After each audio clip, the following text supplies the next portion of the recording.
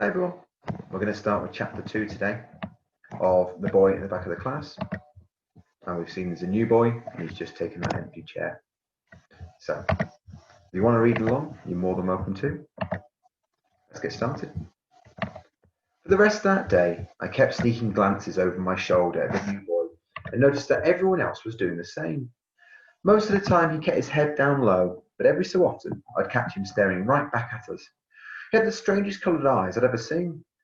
Like a bright ocean, but on a half sunny, half cloudy day. They were grey and silvery blue with specks of golden brown. They reminded me of a programme I saw about lions once. The camera operator had zoomed into a lion's face so much that his eyes had taken up the whole screen. The new boy's eyes were like those lion's eyes. They made you want to never stop staring. When Tom joined our class last year, I had stared at him a lot too. I didn't mean to, but I kept imagining that he came from an American spy family, like those ones you see in the movies. He told me later that he had thought there was probably something wrong with me. The new boy probably thought there was something wrong with me too, but it's hard to stop staring at new people, especially when they have eyes like a lion's. We had geography in first period that morning, so we couldn't get up to say hello to the new boy. Then at break time, I looked around the playground for him, but couldn't see him anywhere. In second period, we had PE, but the new boy didn't join in. He sat in the corner staring at his rucksack, which was red with a black stripe on it and looked very dirty. I thought he must have forgotten his PE kit because his bag looked empty and saggy. I tried waving at him, but he never looked up, not even once. Whenever we do PE, I like to pretend that I'm training to join Tintin on an adventure and have to be the super fastest human being on the planet. The only problem is my legs aren't as long as I want them to be yet. So even when I jump as hard as I can, I always get stuck in the middle of the vault. Every birthday, I make a wish that I'll grow at least 4 inches taller, and I drink as much milk as I can so my bones will stretch. But even though I'm 9 3/4 now, I've only grown 1.5 inches since my last birthday, or at least that's what my mum says. I tried my best to jump over the vault in one go in front of the new boy, but I got stuck again. Luckily, he didn't see me because he was staring at his rucksack the whole time. After PE, we had lunch break, and Josie, Tom, Michael, and me decided we would try and find the new boy so that he wasn't all on his own. We waited right next to the playground doors, but the new boy never came out. Tom even went to check the boys' toilets because that's where he had tried to hide on his first day when he didn't know anyone. But there was no one there. Maybe he's having lunch with the lower grades by mistake, said Josie. But when we went to get him from the lunch hall, we couldn't see him anywhere. In the afternoon, we had history, and we were split into groups. But the new boy was allowed to sit on his own and not join in. Mrs. Khan spent more time with him than she did with any of our groups, and she was pointing at things in a new workbook she had gotten him.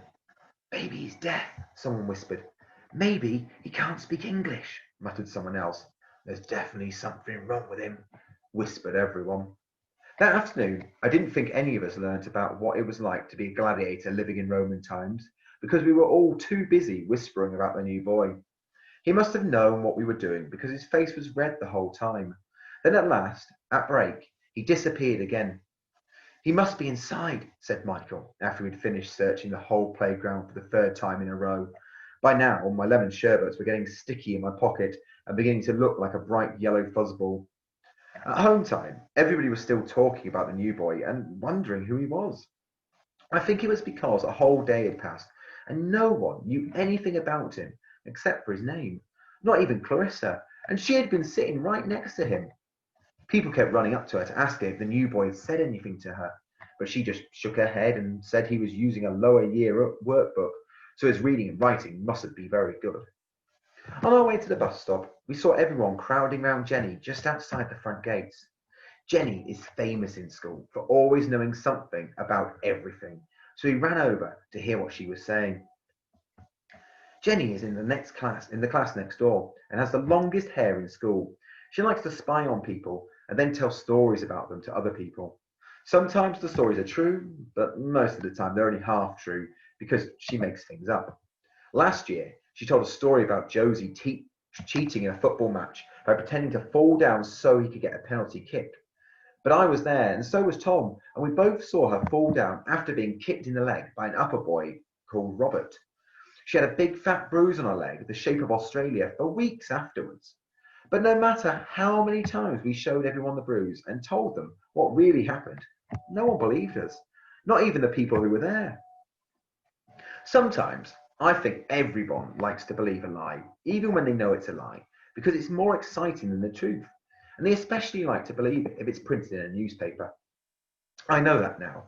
I also know why Mum says politicians are liars and always shouts at them whenever they come on the telly. Maybe Jenny will be a politician when she grows up. When we got closer, we heard Jenny telling everyone that the new boy had spent all his break time with Mrs. Sanders because he had done something bad in his old school and was too dangerous to be let out into the playground with us. But no, I didn't believe her. I could tell Michael didn't believe her either because he asked her how she knew so much about it. Jenny got angry and crossed her heart and hoped to die that she had heard Mr. Owen talking to Mrs. Timms outside the teacher's staff room, and that both of them have said how sorry they felt for Mrs. Card and how glad they were that the new boy wasn't in their class because it wasn't going to be easy to deal with. But before we could ask her any more questions, Jenny's dad began to beep at her from his car, so she ran off. We all watched her go and then looked back through the school gates to see if the new boy had come out, but we couldn't see him anywhere. He's probably left already, said Josie. Tom and Michael nodded. Oh, let's just wait 2 more minutes, I said, hoping that he would still be inside. And I was glad I did, because a few seconds later, the new boy came out into the playground. He was holding Mrs. Carn's hand and staring at the ground. A woman who was waiting by the outdoor benches suddenly shouted, "Cooey!" and ran over to them. She was wearing a long brown coat, a woolly hat, and a bright red scarf. She stood and talked to Mrs. Carn for a long time and nodded an awful lot, but we couldn't hear anything because we were standing too far away. I wonder if that's his mum, said Josie. I didn't think so, because the new boy didn't hug her at all and seemed shy around her too. Come on, Michael, come on, said Michael. He was pointing to his watch, which was beeping like a submarine. Michael had a special watch that tells him when the next bus is coming. It's meant to help him get to places on time, but I've only ever seen it make him bump into things more quickly. No, wait, I said, and before I could think about it too much, I ran over to where the new boy was standing.